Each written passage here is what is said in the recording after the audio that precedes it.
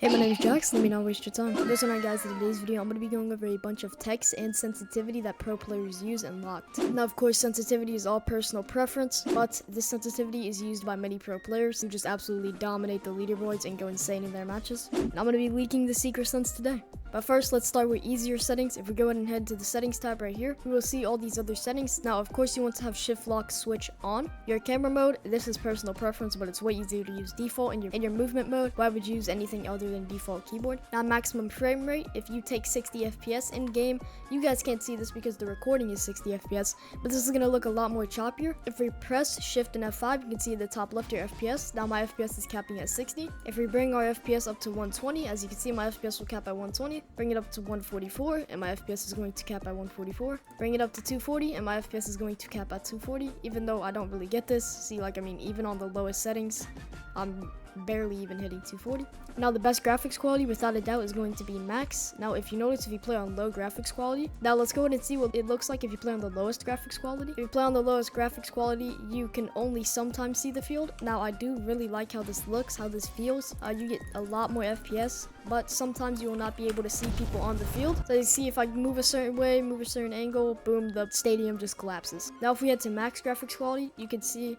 there's a very nice bloom effect in the audience when it's not focused. The field looks a lot better. Probably doesn't look good on the recording though. And no matter what you do, you are always going to be able to see the entire field. But you can see in the top left, my FPS has dropped around 30 to 60. So yeah, it's all what your PC can handle. If your PC can handle max graphics, I recommend playing on that. And obviously, you want to go ahead and put your FPS to as high as it can go. Experience language and give translation feedback. I mean, whatever you want. Automatic chat translation, whatever you want. Option to view untranslated messages. I don't even really know what this means. Output device, your volume. Now, I do actually go ahead and like to play on a low volume because a lot of the weapons in this game have a lot of boom noises, a lot of super loud noises that can happen, which you might not be able to hear your teammates if you don't play on a low volume. Haptics, I low-key don't know what this is. Full screen, obviously you want to play on full screen. Why would you not? We already went over graphics quality, but if you're on graphics mode, make sure this is set to manual and not automatic. If it's set to automatic, sometimes your graphics quality will be lower than what you set it as manual. So this is without reduced motion, just come. And with reduced motion on, it's a very nice fade effect. I am going to keep this on, actually. I like the way that looks. Then we have UI navigation toggle. I'm just going to turn that off. This is how you can go ahead and see your ping in the top right. You can see ping spikes and everything, basically just your performance. Camera inverted is, of course, if you move your mouse to the left, your character is going to look to the right. If you move your mouse down, your character is going to look up. Micro profiler. No idea what this does. But now let's go ahead and get into the secret text, and remember to watch all the way to the end because that is where I'm going to reveal the secret sensitivity. Now, the first tech I'm going to show you is actually illegal in scrims, so do not use this. But if you're in an autos match, there ain't no refs in an autos match, man. So our first tech is actually going to be one to jump higher and make your hitbox bigger. Now, I'm pretty sure everybody knows about this one, but the second tech, not a lot of people know about. So the first tech is by holding M2, jumping and pressing M1. When you let go of your M2 is known as the M2 tech and is known to make you jump higher and increase your hitbox. Now, the M2 tech is only illegal if it's an air battle, so if you do the M2 tech over somebody and they do not jump, then it is not classified as an air battle and you're completely fine, and it is not illegal to do. So this is what the tech would look like. Somebody puts it into the air and uses the M2 tech to jump higher, get a bigger hitbox, and win the air battle. Now, with the current meta unlocked, where it is just to get a pass bot, run down the field, and lob it up to Nagi, being able to jump higher is a crazy, crazy advantage, which is why, well, it's illegal. So that's going to be the first tech. Now, the second tech, a lot of people actually don't know about, and I'm going to call this the injection tech because you jump so high, it's like you're on steroids. I'm not even trolling, but you actually have to have good camera movement to do this tech. Now, I believe this tech does make you jump higher than the M2 tech, so it is better. But to start this, you want to go ahead and move your camera back 180 degrees. Like you are about to formless. You want to jump and spin back. Something that would look like this. As you can see, I definitely jumped higher than I'm supposed to on Athlete. There you go.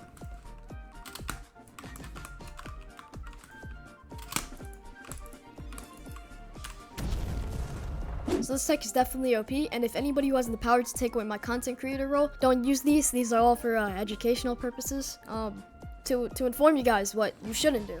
Yeah, so don't do these. Yeah.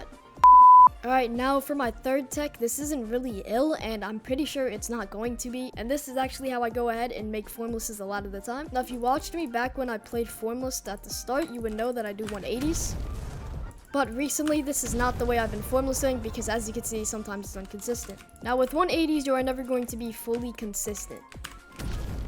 Since I've been playing form a lot, I can usually make a 180 shot, but you are never actually going to be 100% consistent with 180s. So what I like to do is I like to go ahead and shift lock, hold M2, and press Alt Tab.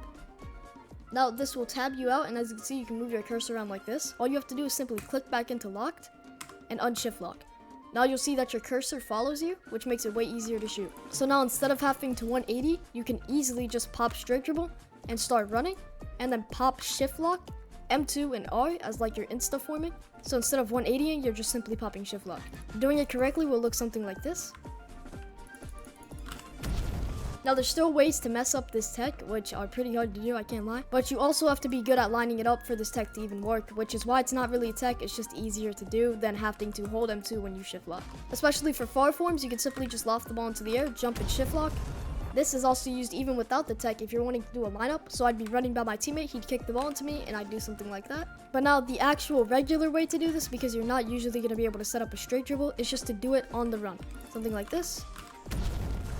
And that's how you can go ahead and form it very easily. Now, to my knowledge, this isn't ill. This isn't really even a tech. It's just something that if you know how to do, you know how to do. This works, and I'm pretty sure a lot of Roblox games. And it's pretty hard to miss while doing this. If you want to get out of this screen, all you have to do is press escape, and then you will be able to move your cursor freely. Before we get into what you all been waiting for, if you want to be personally trained by me, I will drop my community Discord and my market Discord, which you can pay Robux or actual IRL USD money to go ahead and be trained by me. If you want to learn more, go ahead and join the Discord servers in the comments. You'll see my comment with the Discord server links, and it will be pinned. All you have to do is click on both of those, and you'll be in both of the servers. Then you can personally DM me about training, or just ping me in the server. Now, let me stop yapping, and let's get into the secret sensitivity. The secret sensitivity was used by many pros and many formlesses that I've played with. If you head into your settings, you want to go to your camera sensitivity, and no, it is not one of these little bars. It's actually lower than the lowest sensitivity you can go. The secret sensitivity is going to be 0.187. This secret sensitivity with 800 DPI is the sensitivity I play on. Like I said, sensitivity is all personal preference, but this is a very helpful sensitivity. I mean, tons of pros use it. Anyways, that's going to be the end of this video. Just to go ahead and wrap it up, I'll go ahead and show me shooting some forms using the little shift lock thing that I do with the sensitivity.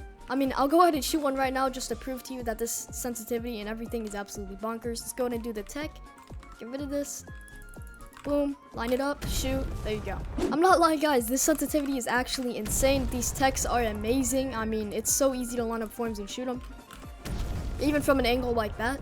And this is actually the tech that made people think I macro. It's literally just shift lock tech, because if you shift lock, it looks like you're spinning really fast. You can even shoot from tight angles like this. Now, granted, you also have to line it up correctly. So shooting from tight angles like this is still hard, but it's not impossible.